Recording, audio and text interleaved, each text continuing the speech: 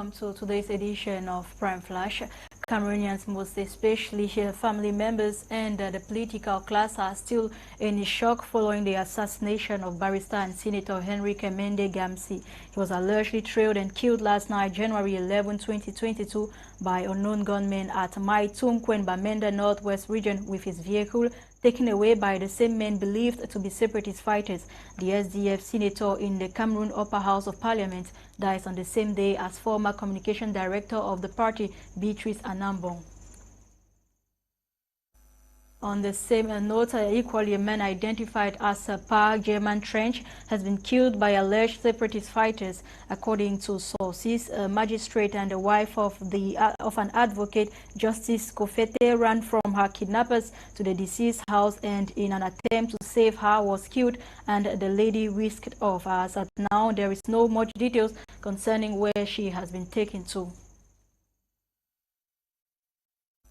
The President of the Republic of Cameroon, His Excellency Paul Biya, has received in audience the President of the Union of Comoros, Azali Assoumani. This was on Tuesday, January 11, 2022, at the Unity Palace. The two men, for over an hour in the morning, discussed on friendly ties between both nations and the ongoing Africa Cup of Nations, which kicked off in Cameroon on Sunday, January 9, 2022, at the Olembe Stadium. After taking part in the opening ceremony, Azali Assoumani moved to the Amadou Ahidjo Stadium in the nation's capital to watch his country play her first ever game of the Africa Cup of Nations.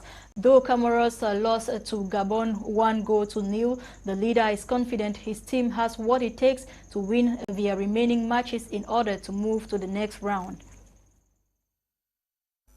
Fecafoot President Samuel Eto'o, alongside other Cameroonians, have expressed heartfelt sympathy over the robbery attack of some three Algerian journalists covering the 2021 AFCON tournament. The attack, which was equally condemned by the Cameroonian government, has questioned the intensity of security at the various neighborhoods and the sites hosting the visitors. Dolingonde has details.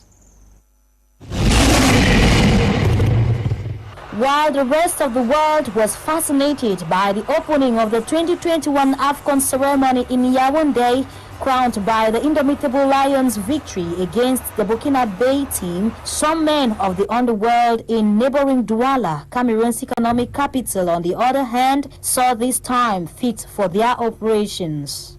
According to a tweet by the Algerian media outlet DZ Foot, 3 Algerian journalists were attacked at about 10 p.m. Sunday at the exit of their hotel by a group of unidentified bladed weapon-armed beings.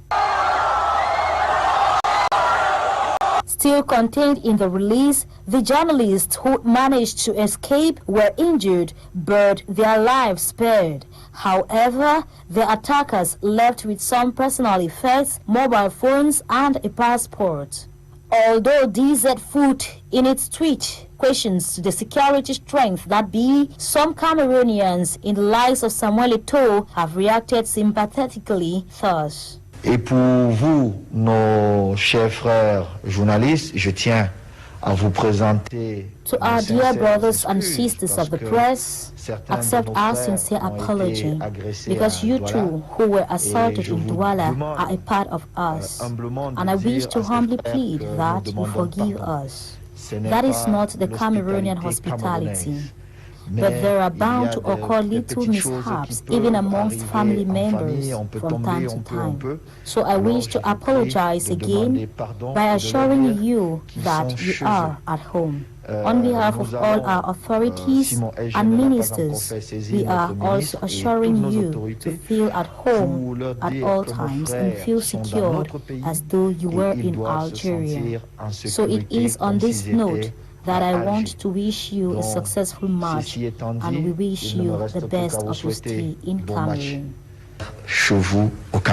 In the same light, Mila Roger, one of Cameroon's football legends, also tweeted, extending his heartfelt sympathy. Meantime, it should be recorded that from the lodging sites, the streets, and the various stadia where the matches are being played, security is tight. The 45th annual seminar of bishops in Cameroon, coupled with the celebration of the 40th anniversary of the creation of the Diocese of Ngaoundéré, has been ongoing since Monday, January 10, 2022. The celebration, which is under the theme, the National Episcopal Conference of Cameroon, its mission has admission today in the church, or the National Episcopal Conference of Cameroon, its mission today in the church and in the society will end on January 15, 2022. It is taking place in the presence of all bishops of Cameroon and the administrative, military and political authorities of Ngaoundéré. Let's now have an excerpt of the Bishop of Bamenda.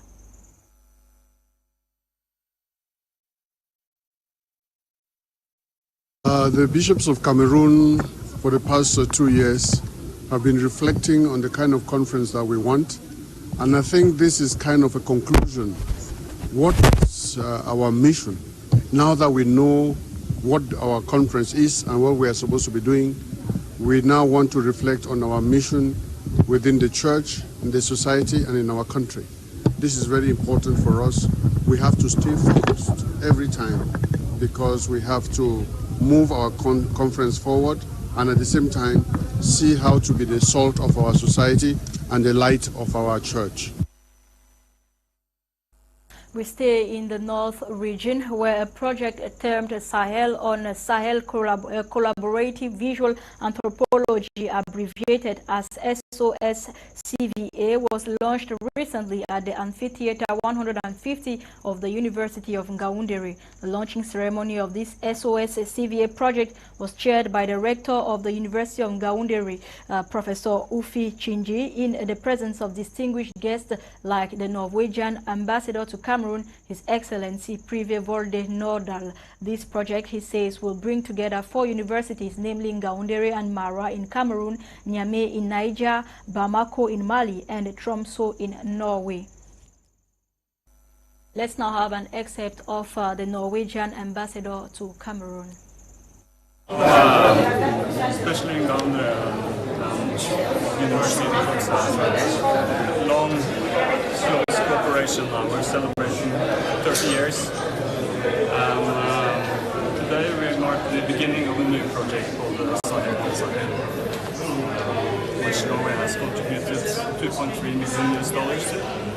And I'm very happy that we can continue the cooperation between the universities here and also in Mara. Now also across Sahel with universities in Niger and in Mali. So I'm very pleased that we can continue this close cooperation. The Confederation of Africa Football has officially opened her doors to one of Africa and Cameroon's leading insurance company, Prudential Beneficial, as official insurance partners of the 33rd edition of the Total Energy Africa Cup of Nations. This, according to them, is to help the people involved as well as the beneficiaries get the most out of life. They are the only insurance company partnering with CAF in this tournament. And let's get their motivation right ahead. CAF is motivated by the kind of values that we like, and in which we see ourselves perfectly portrayed. The competition itself is bringing together Africa, so it doesn't matter where it's happening in the end. It is Africa that is at the forefront. That's one thing. The second thing is that you're talking to the youth of Africa, and you're talking to a major activity, motivation. You know, sports is competition. Sports is about giving the best of yourself. Winning is what you want, but participating is what you do.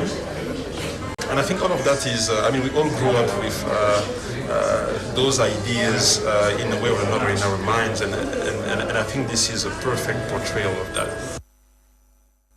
4 days into the Total Energies Africa Cup of Nations, all participating teams have been showcasing their strengths in various studies across the country, with wins and losses recorded. Let's get an update of the matches and scores already recorded with Quinta Fon. The Total Energies Africa Cup of Nations, which kicked off in Cameroon on January 9, 2022, is still making waves across the continent and the world. All 24 teams taking part in the 33rd edition of the Continental Sports Jamboree have been showcasing their strength and know-how in various stadia across the country. 3 days into the competition that kicked off with a group stage that will see the teams whistle down to 1 come February 6, 2022, expectations are high as football lovers await all 52 matches. It's been an exciting game so far, with wins and losses, but what is certain is the fact that one amongst the 24 teams will be crowned champions. For major highlights, the indomitable Lions of Cameroon has secured 3 points after defeating the Stallions of Burkina Faso 2-1 during the opening match at the Olympic Stadium.